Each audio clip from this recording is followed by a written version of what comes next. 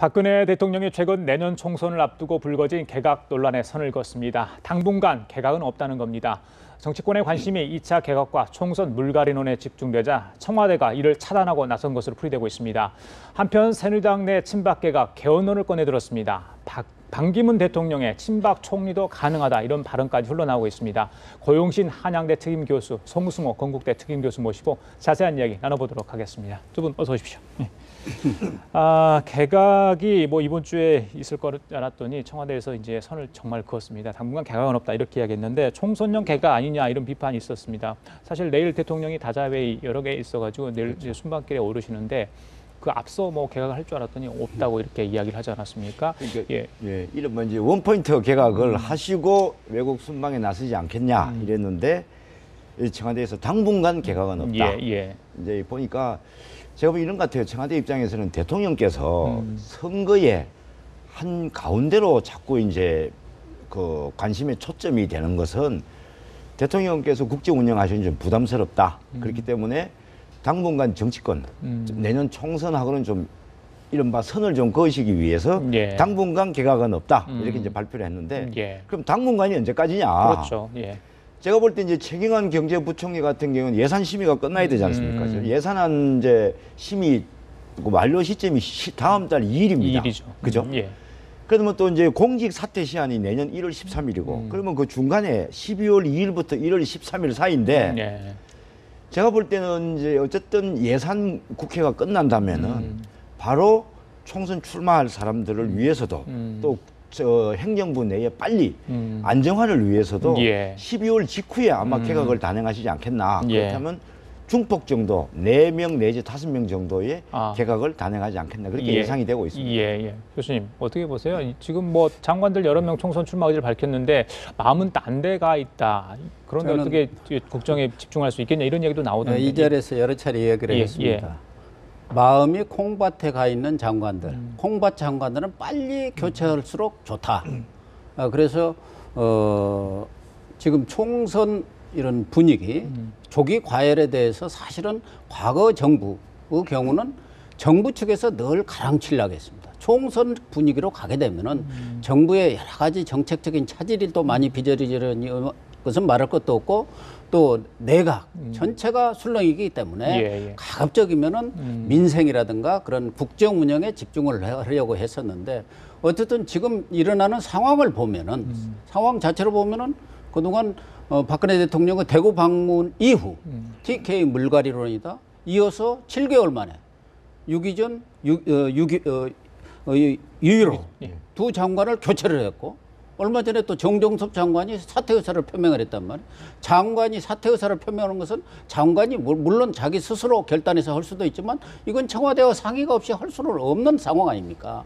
이러다 보니까 그러면 장관들이 임의적으로 사퇴 표명을 했으면 바로 교체를 하는 것이 바람직하지요. 그렇지 않고 있는다는 것은 사실은 민생이라든가 지금 여러 가지 예산안 처리 문제 또 입법 문제 이 마지막 정기국회 아닙니까? 29대. 이 현안들이 쌓여 있는데 마음이 콩밭에 가 있는 장관들이 앉아갖고 뭘 하겠느냐. 그런 장관들이 있을수록 밑에 또 공무원들도 눈치만 보고 복지부동할 가능성이 많기 때문에 빨리 해야 한다.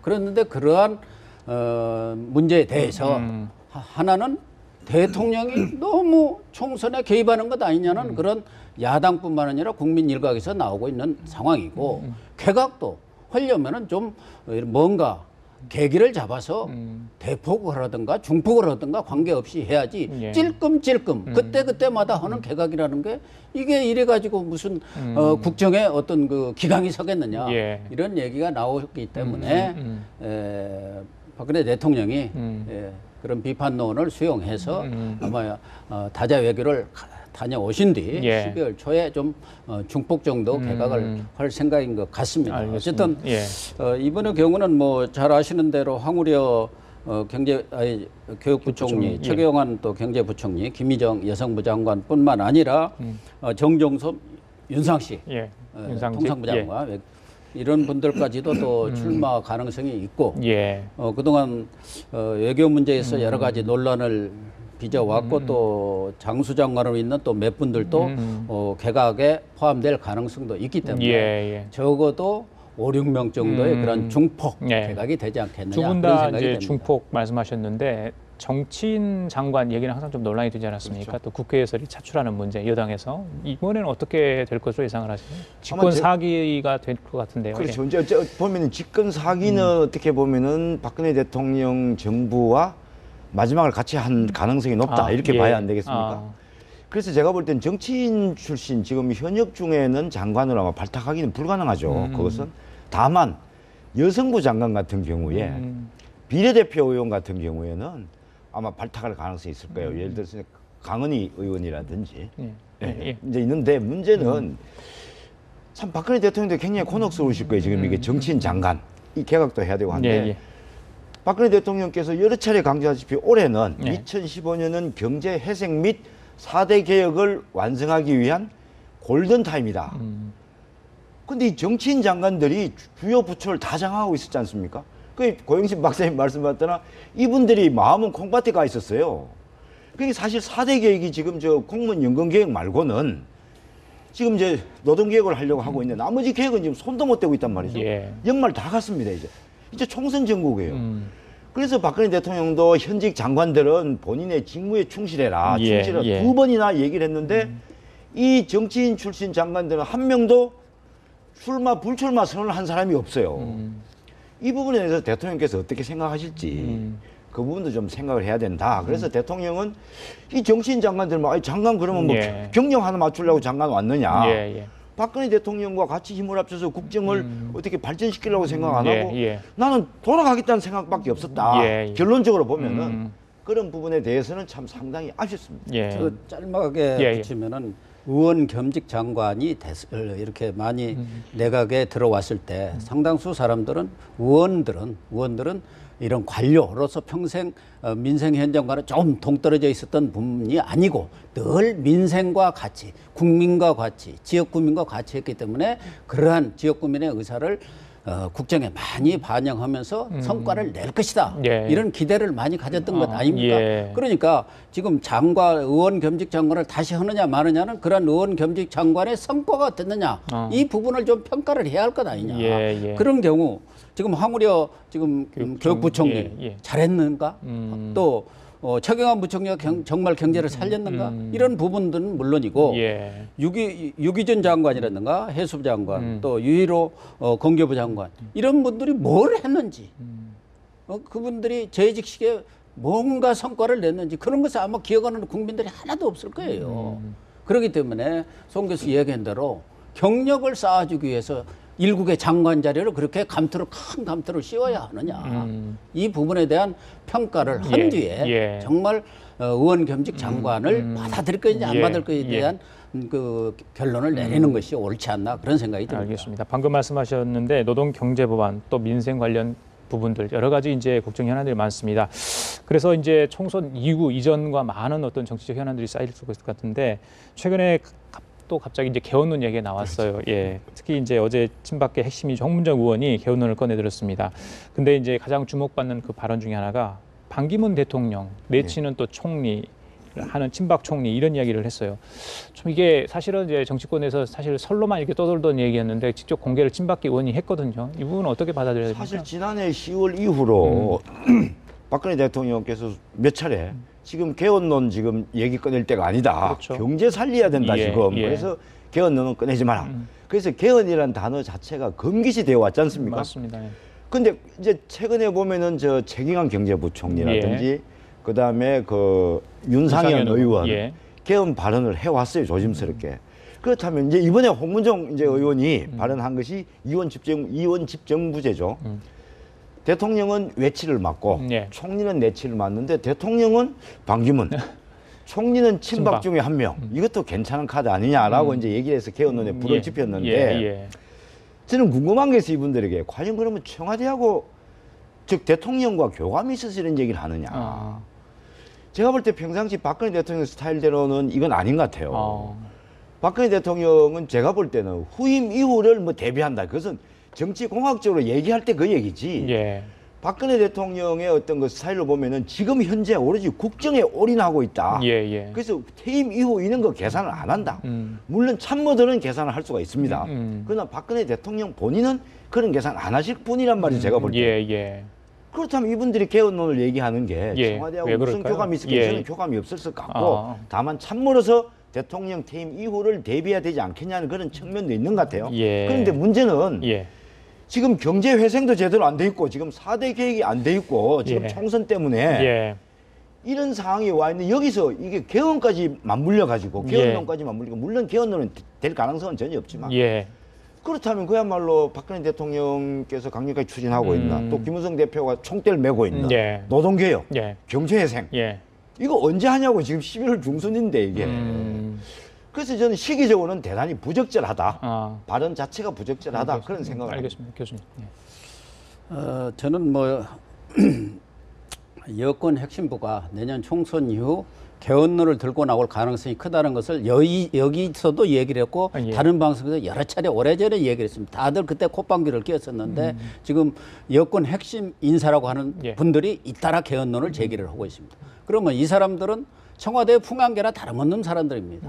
설사 대통령과 그런 직접적인 교감이 없다고 하더라도 이심전심 예. 눈빛만 봐도 아는 분들입니다. 그런 분들이 이런 개헌론을 제기를 했을 때는 그만한 이유가 충분히 있다. 네.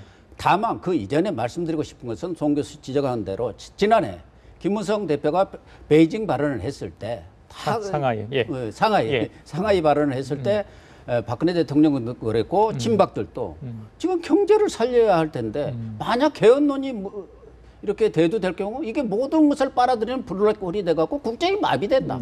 그렇게 얘기를 했습니다. 그러면은 지금 경제가 살아났습니까? 지금 현 시점에서 이런 개헌론을 제기했을 때 그것은 블랙홀이 안 되리라고 보장할 아무런 이유도 없는 그런 상황 속에서 이런 친박의 핵심 의원들이 이런 개헌론을 제기를 하는 것이 과연 적정하느냐 이런 문제를 제기를 하면서 다만 저는 친박계로서는 꼭 먹고 알 먹는 이런 전략을 구사하고 있는 것 아닌가. 어쨌든 지금 이번 총선을 압승을 해서 개헌선을 확보하고 그 개헌선을 토대로 해서 개헌 문제를 내년에 총선 이후 제기할 경우 사실은 정치권은 전부 개헌론에 빨려 들어갑니다. 그럴 경우 대통령 입장에서는 대통령에서는 내임덕이라는 건 없습니다.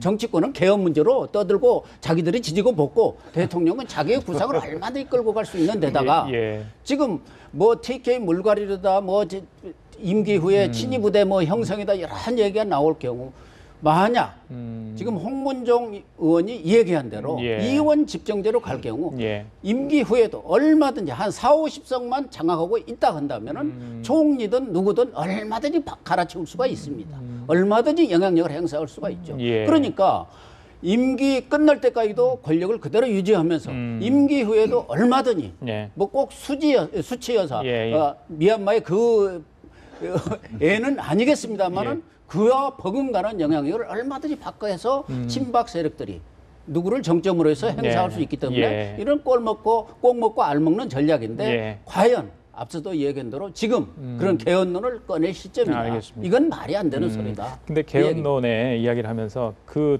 대통령의 외치를 담당하는 대통령이 반기문 사무총장을 얘기하지 않았습니까? 그러니까 대선 주자로 계속해서 반기문 이 총장을 꺼내놓고 있다. 지금 올려놓고 있다. 지금 여당 친박계 인사가 이렇게 이야기했는데 버리지 못할 카드인 것 같습니다. 어떻게 보세요? 제가 볼 때는 이런 거죠. 그 친박 입장에서 보면은 여권의 후보들을 친박 입장에서 보면은 대선 후보를 친박 본인들이 만들고 싶어 할 거예요.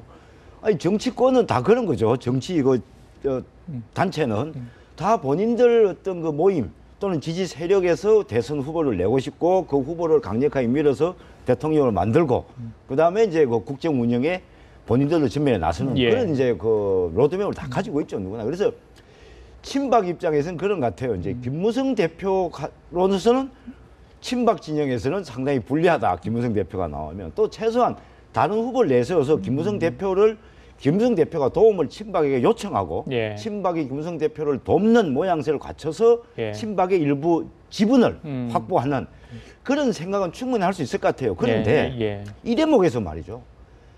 대통령과 지금 김무성 여당 대표 대통령과 여당 대표의 관계는 어떠해야 되며 예. 여기서 여당 국회의원들은 어떤 스탠스를 가져야 될 것이냐. 이 부분을 저는 좀 생각해 줬으면 좋겠어요. 지금 자꾸 친박에서 다른 사람을 자꾸 이름을 거명하면 거명할수록 자칫하면 국민들 사이에는 대통령과 집권 여당의 대표가 불협화음이 일어나는 거 아닌가. 이런 걱정을 하게 돼요. 그래서 국민을 불안하게 합니다. 그래서 국민을 불안하게 하면 국정 운영에 대통령에게도 도움이 안 되고 국민들에게도 도움이 안 되고 김무성 집권 여당 대표도 도움이 안 돼요. 그래서 야당 대표가 싸움을 붙인다는 건 이해를 하는데 예. 여당 내에서 예. 대통령과 여당 대표 간에 좀 간격을 자꾸 넓히려는 듯한 그런 행보는 자제해야 되지 않겠나 그런 예. 생각이 듭니다. 교수님. 박기문 사무총장님. 저는 뭐 지금 친박으로서는 마땅한 대권 후보가 없는 게 사실 아닙니까? 그렇기 때문에 지금 이원 집정제라는 거 지난번에 김상현 의원은 김무성 친박 중에도 대표가 여러 명 있다고 얘기했을 때도 다 상당히 부정적인 의견들을 제시를 했죠. 이원 집정제는 아주 우리로서는 생소한 제도인데다가 대통령과 총리 간에 이런 갈등 관계가 생겼을 때 우리는 남북 대치 상황이라는 특수한 상황 속에서 과연 제대로 정치가 굴러가겠느냐 그런 이유 때문에 내각제를 하든가 아예 아니면 대통령 중임제 뭐 박근혜 대통령도 대통령 중임제를 선호를 하고 있었던 걸로 얘기가 그동안 뭐 그렇게 알려져 있는 것 아닙니까?